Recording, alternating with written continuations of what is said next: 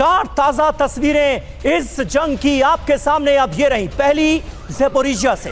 Zaporizhzhia में रूसी drone से हमला हुआ है। यूक्रेनी सैन्य ठिकाने पर किया गया हमला। हमले के बाद हुआ भीषण विस्फोट। असुमी में रूस का ताबड़तोड़ अटैक देखने को मिला। यूक्रेनी कमांड पोस्ट पर यह हमला हुआ है। MLRS से दर्जनों रॉकेट बरसाए गए हैं। यूक्रेनी कमांड पोस्ट पर अटैक किया गया है और MLRS का इस्तेमाल, दर्जनों रॉकेट बरसाए गए हैं।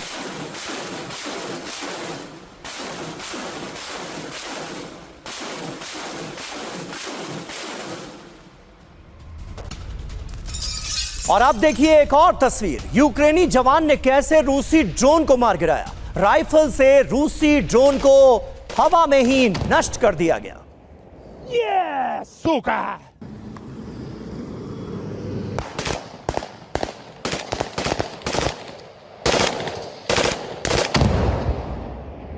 ये सुका। और ब्रियांस्क में गैस स्टेशन के बाहर अटैक किया गया है। रूसी सेना ने ड्रोन से हमला किया है। हमले में 2 गैस टैंकरों में भीषण आग लग गई। तस्वीरें भी आपको दिखा रहे हैं। ब्रियांस्क में गैस स्टेशन के बाहर निशाना साधा गया, हमला किया गया और रूसी सेना ने ड्रोन से अटैक किया है। हमले में, इस अटैक में 2 गैस टैंकर्स, इन दोनों टैंकर्स में भीषण आग लग गई।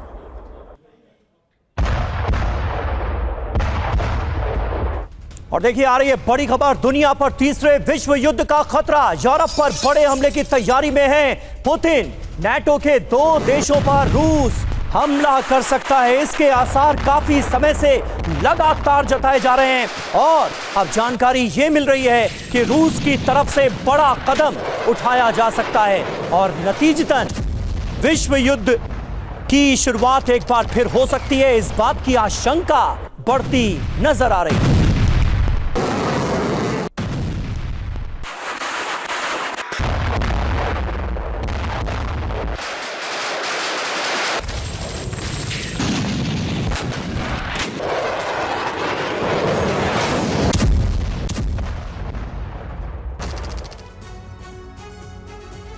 तो देखिए, थर्ड वर्ल्ड वॉर की आहट, दहशत में दुनिया पर वर्ल्ड वॉर 3 का खतरा मंडराता नजर आ रहा है। यूरोप की तरफ से डर दिखाया जा रहा है रूस का, और रूस को इस स्थिति के लिए बताया जा रहा है जिम्मेदार।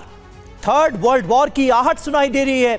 इस वक्त यूरोप पर बड़े हमले की तैयारी में रूस नजर आ रहा है। नाटो के 2 देशों पर हमले की रूस तैयारी कर रहा है, यह दावा किया गया है। बाल्टिक देशों पर सबसे पहले हमले की आशंका जताई गई है। रूस के टारगेट पर कौन कौन से देश हैं? एस्टोनिया, लिथुआनिया और लातविया पर खतरा बढ़ता नजर आ रहा है।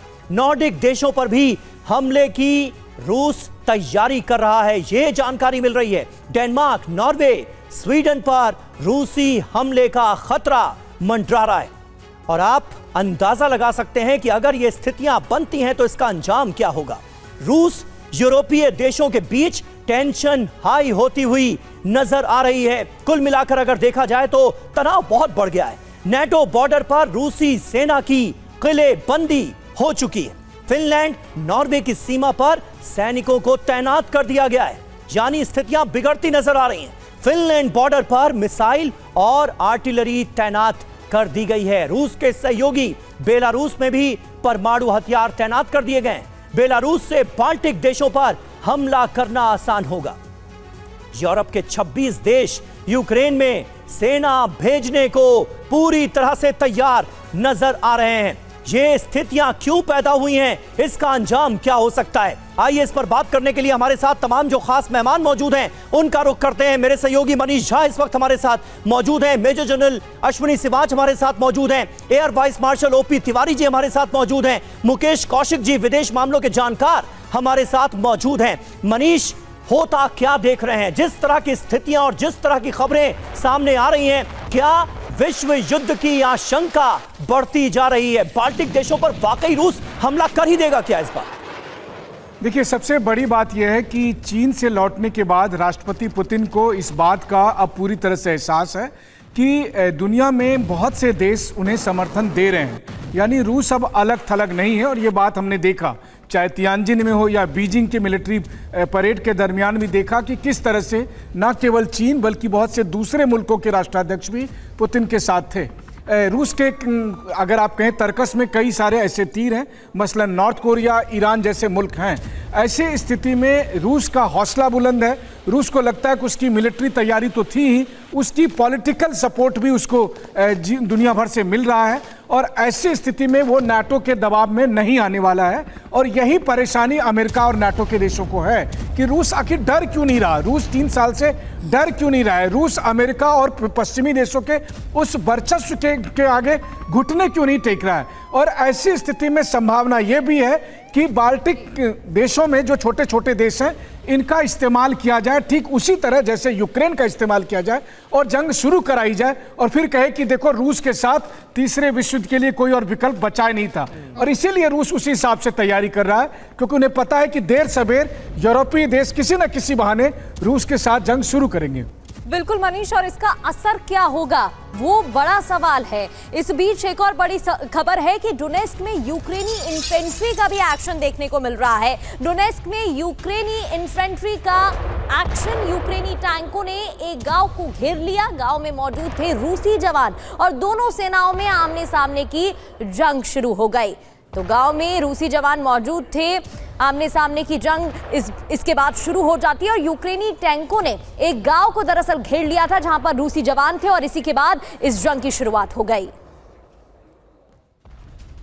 और अहम खबर, यूक्रेनी F-16 फाइटर जेट्स ने भरी उड़ान, रूसी कब्जे वाले इलाकों में की है बमबारी। यूक्रेनी F-16 फाइटर जेट्स, देखिए तस्वीरों में आपको नजर आ रहे हैं, ऐसे वो तमाम इलाके जहां पर अब रूस का कब्जा हो चुका है, उन तमाम इलाकों में चुन चुन कर की गई है बमबारी।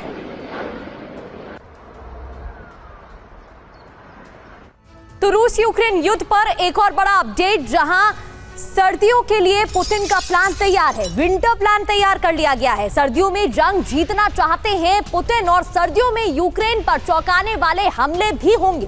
कुछ बड़ा करने की फिराक में है रूस। जिस तरीके से लगातार हमले हो रहे हैं, चाहे कैबिनेट बिल्डिंग पर अटैक हुआ, इससे एक बात तो साफ है कि स्ट्रैटेजिकली हमले किए जा रहे हैं, उकसाने की कोशिश भी हो रही है। और इसी के साथ बड़ा अपडेट कि विंटर प्लान भी रूस का तैयार। जी हां, तो ये है व्लादिमीर पुतिन का विंटर प्लान। भारी बर्फबारी में रूसी सेना करेगी बड़े हमले, रूसी इन्फेंट्री आर्टिलरी को आक्रामक होने का आदेश दे दिया जाएगा, यूक्रेनी सेना पर चौंकाने वाला हमला किया जाएगा। जब यूक्रेनी टैंक जैम होंगे तब मिसाइल अटैक किया जाएगा, पहले से ज्यादा भीषण मिसाइल अटैक होंगे। यूक्रेन के अंदरूनी इलाकों को भी किया जाएगा टारगेट। यानी कुल मिलाकर सिवाज साहब कोहराम बरपाने की तैयारी में रूस यूक्रेन के अंदर नजर आ रहा है। आगे होता हुआ आप क्या देख रहे हैं? जिस तरह की तैयारी की खबरें सामने आ रही हैं वो तो बहुत घातक है। हाँ बिल्कुल, देखो समीर, ये सच्चाई है। हर किसी ने ये सोचा था कि रूस ज़्यादा देर तक लड़ नहीं पाएगा क्योंकि रूस की प्रॉब्लम ये थी कि उसकी इकॉनमी पे इतने सैंक्शन थे, शायद वो सस्टेन नहीं कर पाएगा। मगर इसके विपरीत हुआ। 3 चीज़ें बहुत इंपॉर्टेंट हुई रूस में। एक तो इन्होंने वेपन जो अपने हैं वो 3 गुना ज़्यादा बनाने स्टार्ट कर दिए और इसी के साथ जो इकॉनमी में इनको एक्सपोर्ट करते हैं एनर्जी, गैस और आर्मामेंट, उसमें कमी नहीं रही। और आज उसको हेल्प करने वाले कई देश हैं जो कि डायरेक्टली हेल्प कर रहे हैं, जैसे चीन है, नॉर्थ कोरिया है, ईरान है। नहीं सर, ये जरा हमारे दर्शकों को समझाइए कि सर्दियों में कैसे टैंक जैम हो जाएंगे और कैसे मिसाइल अटैक करके कोहराम बरपाने की तैयारी है, आप बेहतर समझा सकते हैं सर। हाँ बिल्कुल, बिल्कुल समीर, मैं आगे ही आ रहा था क्योंकि अब ऐसा लग रहा है कि रूस विंटर में हमला करने को तैयार है। हाँ। उसको जो आप रूस की काबिलियत और क्षमता को देखें तो रूस की जो फौज है वो ज़्यादा वेल ट्रेंड है विंटर्स के लिए। और जबकि यूक्रेन को ये जो हथियार मिले हैं, जिस प्रकार से टैंक है, चाहे अब्राहिम मिले हैं, चाहे उसको चैलेंजर मिले हैं, लेपर्ड मिले हैं, ये बर्फ़ जब पड़ जाती है और सर्दियों में ये जैम हो जाते हैं, इनका चलना नहीं होगा। और स्पेशली जब बर्फ़ ज़्यादा पड़ जाती है तो वो सोगी हैं, ट्रैक से चलेंगे नहीं। तो ये हुआ था सेकेंड वर्ल्ड वॉर में भी। मुझे लगता है यही जर्मनी की गलती थी उस समय, और ये रूस को मालूम है। रूस की जो फौज है विंटर्स में बहुत ज्यादा काबिल है। दूसरी बात है, 2-3 और Sameer, just give me time, कि मैं ये कह रहा हूं कि जो रूस है वो ज्यादा वेल ट्रेन्ड मोटिवेटेड हथियार हैं, और यूरोप के पास इतने हथियार भी नहीं हैं कि वो 10 से 15 दिन की लड़ाई लड़ सकें, क्योंकि उन्होंने हथियार इतने स्टोर किए नहीं थे, और जितने हथियार थे वो यूक्रेन को देते रहे। अगर ये लड़ाई फैलती है और ये होती है नेटो वर्सेज रूस, तो मुझे लगता है कहीं ना कहीं नेटो का पलड़ा डाउन रहेगा, क्योंकि रूस की क्या है, रूस के पास हथियारों की कमी नहीं है, इकोनॉमी उसका अच्छा करी है। अगर आप देखें रूबल डॉलर के मुकाबले में काफ़ी ज़्यादा स्टेबल है। तो मुझे लगता है कि सारा ही चेंज होगा। जब तक अमेरिका नेटो के साथ खुल के नहीं आएगा, नेटो का बहुत मुश्किल होगा एक प्रकार रूस के साथ बिल्कुल सर मुकाबला करना। दूसरा, और मुझे लगता है कि सर, और देखिए मैदान जंग से जो तस्वीरें सामने आ रही हैं वो भी इसकी गवाही दे रही है। रूस का रुख बहुत आक्रामक नजर आ रहा है। प्रगति। बिल्कुल, और इस बीच गेस्ट के पास लौटें, लेकिन एक बड़ी खबर आ रही है जहां नीपर नदी में बने पुल पर अटैक किया गया है। रूसी सेना ने पुल के एक हिस्से को उड़ा दिया। पश्चिमी और पूर्वी यूक्रेन को यह पुल जोड़ता है। तो देख सकते हैं आप, एक के बाद एक अटैक किए जा रहे हैं, स्ट्रैटेजिकली अटैक हो रहे हैं, साथ ही रिहायशी इलाकों को भी बख्शा नहीं जा रहा है। ये नीपर नदी पर पुल बना हुआ था, इस पर अटैक किया गया है। रूसी सेना ने पुल के एक हिस्से को ही उड़ा दिया और पश्चिमी और पूर्वी यूक्रेन को जोड़ने का काम इस पुल का था। और इजराइल के वॉर फ्रंट से एक अहम खबर है। इजराइल पर हूथी का ड्रोन अटैक। इजराइल के रैमन एयरपोर्ट तक पहुंचा ड्रोन को रोक नहीं सका इजराइल का एयर डिफेंस। हमले में हालांकि कोई बड़ा नुकसान नहीं हुआ है, यह इजराइल की तरफ से बताया जा रहा है। तस्वीरें आपके सामने हैं। ड्रोन को इजराइल का एयर डिफेंस रोक नहीं पाया और यह ड्रोन पहुंच जाता है कहां तक? रैमन एयरपोर्ट तक, और वहां पर हमले की गई है कोशिश। और बड़ा अपडेट बड़ी जंग की तैयारी में है जर्मनी। रूसी खतरों को देखते हुए तैयारी में जर्मनी जुटा हुआ है। तेजी से हथियारों का प्रोडक्शन जर्मनी बढ़ा रहा है। हथियारों की खरीदारी के साथ अनाज भंडारण में भी जर्मनी जुटा है। जिस तरीके से जर्मनी तैयारी कर रहा है उससे महायुद्ध की आहट भी मिल रही है। जर्मनी में घबराहट क्यों है और किस तरीके से रणनीति तैयार की जा रही है? हथियारों की खरीदारी में जर्मनी जुटा हुआ है। मिसाइल, गोला बारूद के प्रोडक्शन में इजाफा देखने को मिल रहा है। सैनिकों को रेडी टू अटैक मोड में रहने के आदेश है। बाल्टिक सी में भी अलर्ट मोड पे युद्धपोत हैं, पनडुब्बी हैं और फ्रोजन फूड की प्रोडक्शन और खपत भी तेज हो गए हैं। इससे साफ है कि आगे की तैयारी की जा रही है। घरों में अनाज का भंडार रखने के निर्देश भी दे दिए गए हैं। तो द वॉशिंगटन पोस्ट के हवाले से ये जानकारी आपको दे रहे हैं कौशिक सर। जिस तरीके से अब ये जंग रूस वर्सेस यूरोप होती हुई दिख रही है, उसमें ये तो साफ है कि जर्मनी ने भी अपनी तैयारी कर ली है। एक तरफ रूस का विंटर प्लान तैयार है, तो दूसरी ओर जर्मनी ने भी तैयारी कर ली है कि आने वाले वक्त में किस तरीके से अग्रेसिवली होकर जवाब देना है। प्रगति, ये जंग कभी भी यूक्रेन वर्सेस रूस थी ही नहीं। ये जंग हमेशा यूरोप वर्सेस रूस ही थी। यूक्रेन को तो एक कुरुक्षेत्र के रूप में इस्तेमाल किया गया, लेकिन हो ये रहा है कि 1290 दिन का जो युद्ध चला उसमें यूक्रेन की रणभूमि सैचुरेट कर गई है। उसमें अब उसको मार करने के लिए कुछ बचा नहीं है, और युद्ध की समाप्ति की जितनी भी शर्तें हो सकती हैं या परिस्थितियां हो सकती हैं वो गायब हैं। जैसे कि अगर कीव पर रूस का कब्जा हो जाए, जेलेंस्की मार दिए जाएं, हटा दिए जाएं या भाग जाएं, ऐसी कोई परिस्थितियां यूक्रेन में नहीं दिख रही हैं। रूस और यूक्रेन दोनों ने ही इस लंबी लड़ाई में एक मिनिमम लेवल ऑफ टॉलरेंस एक दूसरे के हमले का झेल लिया है। ऐसे में अगर पुतिन थ्रेट परसेप्शन को यूरोप की चौखट पर ले जा रहे हैं तो ये बहुत अच्छी रणनीति है। डिप्लोमेसी से एक फ़ायदा हुआ है बस कि जो पुतिन का न्यूक्लियर थ्रेशोल्ड था वो पीछे हट गया है। जो न्यूक्लियर वॉर का खतरा हम सबको नज़र आ रहा था वो थोड़ा सा पीछे हटा, लेकिन युद्ध लंबा चलेगा। उसके सारे डिविडेंड, युद्ध जारी रहने के सारे डिविडेंड हमको साफ नज़र आ रहे हैं। यूरोप ये चाहता है कि यूक्रेन रणभूमि बना रहे, लेकिन रूस ये चाहता है कि रणभूमि अब शिफ्ट हो और यूरोप के दरवाजे पर वो वॉर जाए। जर्मनी में अगर ये वॉर पहुंचती है तो वो तीसरे युद्ध का एक बड़ा ही अच्छा कंक्लूजन होगा, क्योंकि दूसरा विश्व युद्ध भी तो जर्मनी की चौखट पर ही खत्म हुआ था। बिल्कुल ठीक है, ठीक है, ये महत्वपूर्ण बात आपने कही। और देखिए, इस बीच एक और अहम खबर, यूक्रेनी फाइटर जेट का रूसी कमांड पोस्ट पर हमला हो गया है। रूसी कमांड पोस्ट पर गाइडेड बॉम्ब गिराए गए। यूक्रेन का दावा, 10 रूसी अफसरों की जान गई है इस धमाके में। और एक और बड़ी खबर है कि यूक्रेनी ओमेगा फोर्स का रूस पर हमला, रूसी आर्टिलरी पर मिसाइलें दागी गई हैं। रूसी आर्टिलरी को भारी नुकसान की आशंका भी जताई जा रही है। यूक्रेनी ओमेगा फोर्सेस का रूस पर अटैक, रूसी आर्टिलरी पर मिसाइलें दागी गई।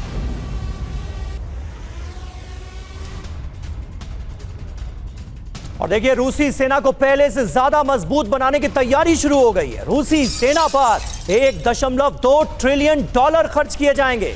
यूएसएसआर के विघटन के बाद यह सबसे बड़ा सैन्य कार्यक्रम शुरू होने जा रहा है। यूक्रेनी खुफिया प्रमुख किरिलो बुडानोव का यह दावा सामने आया है। 2030 तक रूसी सेना सबसे ताकतवर सेना बन जाएगी। और वहीं 2026 से लेकर 2030 के बीच रूसी सेना में बड़े बदलाव होंगे।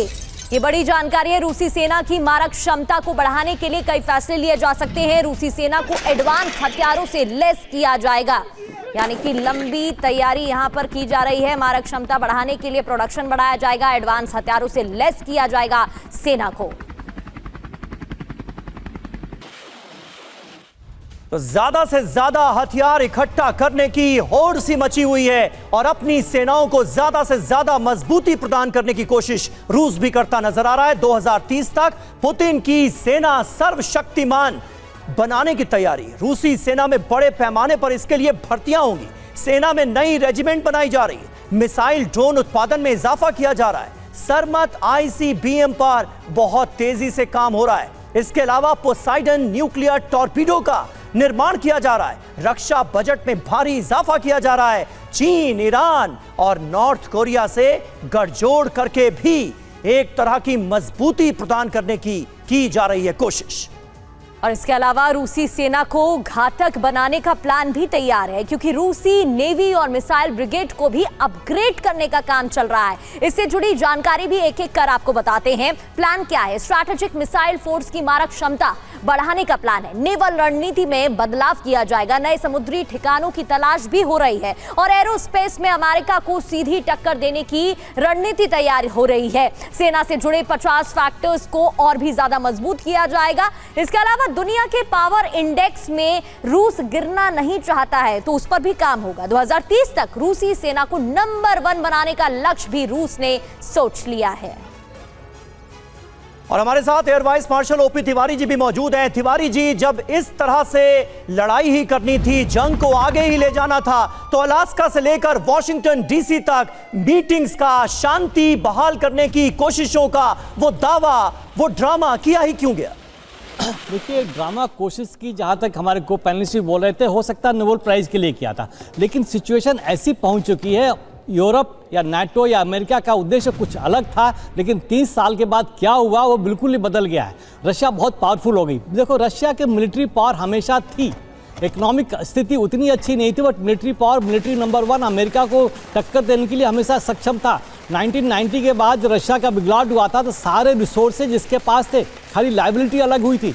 अब यूरोप को देखिए, यूरोप ने यूक्रेन को यूटिलाइज किया, उसको बर्बाद किया। अब कोशिश कर रहा कि लिथुआनिया, एस्टोनिया, एस्टोनिया का जो भी रशिया के पार्ट्स है वहाँ ले जाए, उनको बर्बाद करें। तो यूरोप ये उनको समझ में आना चाहिए, जो देश रशिया से अलग हुए हैं, कि हमारा ये इस्तेमाल कर रहे हैं, ये अपना फ़ायदा नहीं उठा रहे हैं। जहाँ तक वॉर का सवाल है, देखिए मैन्युफैक्चरिंग का सवाल है, आप जैसा कह रहे हो, ये मिलिट्री एक्टिविटी के साथ मैं इकोनॉमिक एक्टिविटी को भी अटैच करना चाहूँगा।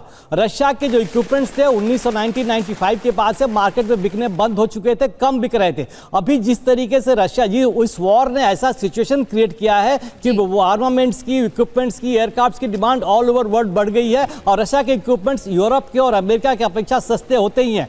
यह रशिया की मिलिट्री पावर ही मजबूत नहीं होगी बट उसकी इकोनॉमिक स्थिति भी सुधरेगी। अब जिस तरीके से रशिया ने 4-5 देशों से अपने समझौते किए हैं, तो ये जो इनोवेशंस हैं और जो नई एक्टिविटी हुई है, सबका टेक्नोलॉजी शेयर करके और अच्छे इक्विपमेंट्स बनाने की कोशिश करेगा। तो समय दूर नहीं है कि रशिया उसके बराबर पहुंच जाएगा। मिलिट्री पावर तो अमेरिका के बराबर अभी भी है। इसकी इक्विपमेंट्स इतने थे 1990 के बाद से कि अमेरिका कोई सक्षम नहीं था इसके सामने।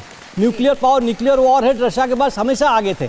अब यूरोप बार बार डर दिखाने की कोशिश कर रहा, जबरनी दिखाने की कोशिश कर रहा। मुझे उम्मीद नहीं है कि रशिया आगे बढ़ेगा। रशिया को जो यूक्रेन में चाहिए था वो मिल गया है और नीपर रिवर जो है एक नेचुरल बैरियर है नॉर्थ टू साउथ, इसके ईस्ट वाले एरिया रशिया ने ऑक्यूपाई कर रखा है। उसके आगे बफर जोन बनाने की कोशिश करेगा और बाकी यूक्रेन को डराने के लिए जब भी यूक्रेन ड्रोन अटैक करता है, एयरक्राफ्ट बॉम्ब करता है, उसके मैनीफोल्ड टाइम्स में रशिया रिटेलिएट करता है। अगर वॉर रोकना है, वॉर रोकने का सिर्फ जिम्मेदारी जेलेंस्की की होगी। जेलेंस्की ने 1 हफ्ते के लिए, 2 दिन के लिए ड्रोन अटैक्स और मिसाइल अटैक्स कम कर दिए, रशिया भी रुक जाएगा। फिर यह वॉर रशिया के पक्ष में भी नहीं है, रशिया भी नहीं चाहता।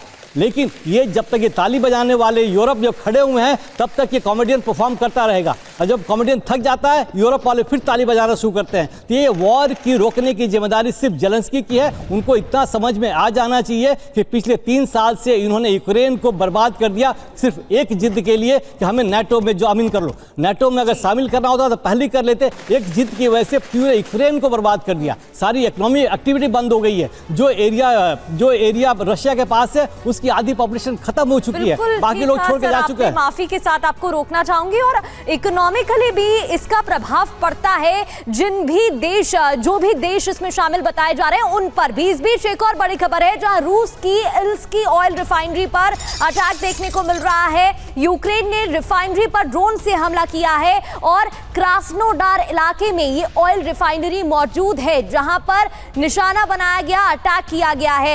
इल्स्की से हर साल करीब 64.2 लाख टन तेल निकलता है। तो एक एक कर यहां पर अटैक किए जा रहे हैं, चाहे कैबिनेट बिल्डिंग की बात करें या फिर इस ऑयल रिफाइनरी की। तो देखिए, डोनाल्ड ट्रंप की तरफ से साफ तौर पर अब यह कहा जा रहा है, एक तरह की धमकी ही तो है ये रूस के लिए कि और सैंक्शंस लगा देंगे और प्रतिबंध लगा देंगे। न जाने कितने प्रतिबंध लगाए गए लेकिन उसका असर तो कुछ रूस पर पड़ा नहीं। और देखिए, हमले के बाद इल्स्की रिफाइनरी में जो आग लगी है उसकी तस्वीरें अब आपको दिखाने जा रहे हैं। ये देखिए, हाहाकारी तस्वीरें सामने आई हैं। रिफाइनरी के एक टैंक से धुआं निकलता दिख रहा है, आग की लपटें नजर आ रही हैं। मौके पर फायर ब्रिगेड की टीम पहुंची हुई है। यूक्रेन ने आधी रात को इस हमले को अंजाम दिया। तो रिफाइनरी पर कब यूक्रेनी हमले हुए हैं, क्योंकि ये पहला अटैक तो नहीं है। करीब महीने भर से यूक्रेन रूस की रिफाइनरी पर हमला कर रहा है। इस दौरान दर्जनों रिफाइनरी पर अटैक किया गया। आपको बताते हैं कि यूक्रेन ने कब इसी तरीके से अटैक किए हैं रूसी रिफाइनरी पर। कब यूक्रेनी हमले हुए? सबसे पहले 29 अगस्त जब क्रास्नोडार तेल रिफाइनरी पर अटैक हुआ। इसके अलावा 28 अगस्त की बात करें तो यहां क्विबेशेव रिफाइनरी पर हमला किया गया था। 24 अगस्त की तारीख राइजन रिफाइनरी को निशाना बनाया गया था। 20 अगस्त और 23 अगस्त साइमल्टेनियसली यहां पर हमले हुए थे नोवो रिफाइनरी, जहां टारगेट किया गया था। 15 अगस्त की बात करें तो साइजरन रिफाइनरी पर हमला हुआ था। 14 अगस्त जहां वोल्गोग्राद रिफाइनरी पर निशाना बनाया गया था, अटैक किया गया था। और 10 अगस्त का दिन जब सार्तोव रिफाइनरी पर हमला हुआ था। इतना ही नहीं, 2 अगस्त राइजन रिफाइनरी यहां पर भी अटैक किया गया था। इसके जियोपॉलिटिकली क्या मायने हैं ये बताएंगे, लेकिन रूसी रिफाइनरी पर यूक्रेनी हमले की वजह रूसी अर्थव्यवस्था पर अटैक करना, सैन्य ईंधन आपूर्ति को बाधित करना, रूसी डिफेंस को कमजोर करना, रणनीतिक जवाबी कार्रवाई की जा रही है। ईंधन संकट से अंदरूनी दबाव बढ़ाना, प्रेशर बढ़ाना, डर और अस्थिरता का माहौल पैदा करना, रूस पर मनोवैज्ञानिक दबाव बनाना भी एक बड़ा कारण।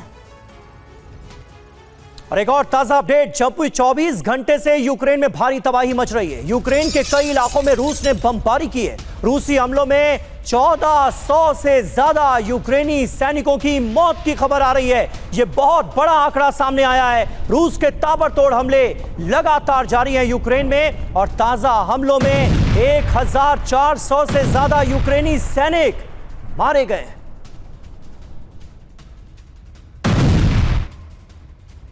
तो यह है पुतिन का प्लान सर्वनाश। यूक्रेन में महाविनाश की तैयारी। 24 घंटे में यूक्रेन में बारूदी तबाही मचाकर रख दी है रूस ने। कई इलाकों में रूसी सेना का कब्जा हो गया है। 3 हाइमार्स सिस्टम और 210 ड्रोन तबाह कर दिए गए। 3 स्मार्ट बॉम्ब, 5 सैन्य डिपो को बर्बाद कर दिया गया। 1400 से ज्यादा यूक्रेनी सैनिकों की मौत हुई है ताजा हमलों में। आप अंदाजा लगाइए तबाही का पैमाना कितना बड़ा है। एक और खबर, पोलैंड में अमेरिकी एयरफोर्स की लाइव फायर एक्सरसाइज की तस्वीरें सामने आई हैं।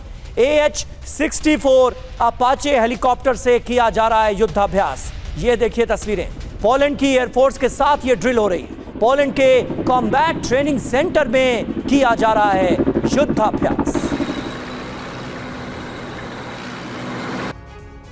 तो रूस के करीब नाटो का हवाई युद्ध अभ्यास भी देखने को मिल रहा है, लेकिन इसका मकसद क्या है? अपाचे हेलीकॉप्टर को संयुक्त अभियान में शामिल करना इसका मुख्य उद्देश्य है। नाटो की हवाई रक्षा क्षमता को और भी ज्यादा मजबूत करना था। सटीक हमले और हवा जमीन में बेहतरीन तालमेल भी एक मकसद है, लेकिन इसके मायने क्या है समीर, ये भी जान लेते हैं। जी हां, अमेरिका ने दरअसल इस वॉर प्रैक्टिस के जरिए एक तरह का शक्ति प्रदर्शन किया है, हवाई ताकत दिखाई है। पोलैंड की जमीन से रूस को दी गई है चेतावनी, सीज फायर नहीं तो दूसरे विकल्प भी हमारे पास मौजूद हैं, ये बताने की कोशिश सीधे तौर पर नजर आ रही है। लेकिन एक और फ्रंट की खबर हम आपको देना चाहेंगे और यह फ्रंट है वेनेजुएला का। अमेरिका और वेनेजुएला के बीच तनाव लगातार बढ़ता जा रहा है। वेनेजुएला पर हमले की तैयारी में है अमेरिका। ट्रंप ने कहा जब हमला होगा तो पता चल जाएगा। कहां तो अलग अलग हिस्सों में दुनिया के जो जंग चल रही थी उसे रुकवाने का दावा डोनाल्ड ट्रंप करते थे, लेकिन अब नई नई जंग शुरू करते हुए नजर आ रहे हैं। कैरेबियन सागर में एक नया वॉर फ्रंट खुलता हुआ नजर आ रहा है और यह वॉर फ्रंट है अमेरिका वर्सेस वेनेजुएला का। वेनेजुएला में ड्रग कार्टेल्स पर हमले की तैयारी में है अमेरिका। वेनेजुएला के पास 8 अमेरिकी युद्धपोत की तैनाती कर दी गई है। समुद्री सीमा के पास पनडुब्बी की भी तैनाती हो गई है। और इसके अलावा 10 F-35 फाइटर जेट्स ने भी उड़ान भरी है, यानी कि पूरी तैयारी है। वेनेजुएला के फाइटर जेट्स भी एक्शन मोड में नजर आ रहे हैं। वेनेजुएला के फाइटर जेट्स भी अब तैयार हैं। और इसके साथ एक और बड़ी खबर, वेनेजुएला के समर्थन में ईरान आया है। दोनों देशों के विदेश मंत्रियों के बीच बातचीत हुई है। ईरान ने पूरा समर्थन देने का भरोसा दिलाया है, आश्वासन दिया है। वेनेजुएला ने ईरान का आभार भी इसको लेकर व्यक्त किया है। और एक और बड़ी खबर, वेनेजुएला अमेरिका टेंशन के बीच ईरान की एंट्री। ईरान ने वेनेजुएला को दिए घातक हथियार। ईरान ने फ्रिगेट बोट वेनेजुएला भेज दी है। Boat anti ship cruise missile से लैस है।